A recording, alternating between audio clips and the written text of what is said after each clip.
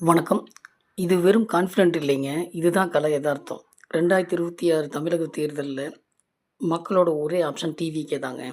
தளபதி விஜய் அவர்கள் 3ஆம் ஆண்டு கட்சி துவக்க விழாவில், இவங்க எம்ஜிஆர் மட்டும் இல்ல, காமராஜர் கூட விட்டு வைக்கல. டெக்னாலஜி வேற எங்கேயோ போயிட்டுருக்குது. அட்லீஸ்ட் டெக்னிக்கலாவது மாத்துங்க. மாபெரும் அணியா நம்ம டிவிகே, திமுக மற்றொரு அணி, பாஜக தலைமையில் மற்றும் பலர். நம்ம ரத்த சொந்த வகையறாக்களை எவ்வளோ விலை கொடுத்தாலும் வாங்க முடியாதுங்க. இப்படின்னு அவர் மேற்கோள் காட்டின பல்வேறு அடைமொழிகளுக்கு பின்னாடி இருக்கிற அனுபவத்த மிஞ்சினதா பார்த்தீங்கன்னா, நான் சினிமாவ விட்டாலும், நீங்க சினிமா விட மாட்டேங்கிறீங்களே அப்படின்னு அவர் ஒரு மென்மையான புன்னகையோட சொன்னதோட பக்குவம் ரொம்ப ஆச்சரியப்படுத்துச்சுங்க. விஜய தவிர ஜனநாயகம் ரிலீஸ் தாமதத்துக்கு வேற யாராவது இப்படி கையாள முடியுமா? இந்த அளவுக்கு பொறுமையா இருக்க முடியுமா? அப்படிங்கிறத அதே விழாவுல பேசின இன்னொரு அரசியல் விமர்சகர் சொன்னாருங்க. 51 வயசுல இவ்வளவு நிதானம் ஆகவே ஆகாதுன்னு சொன்னார் இல்லைங்களா?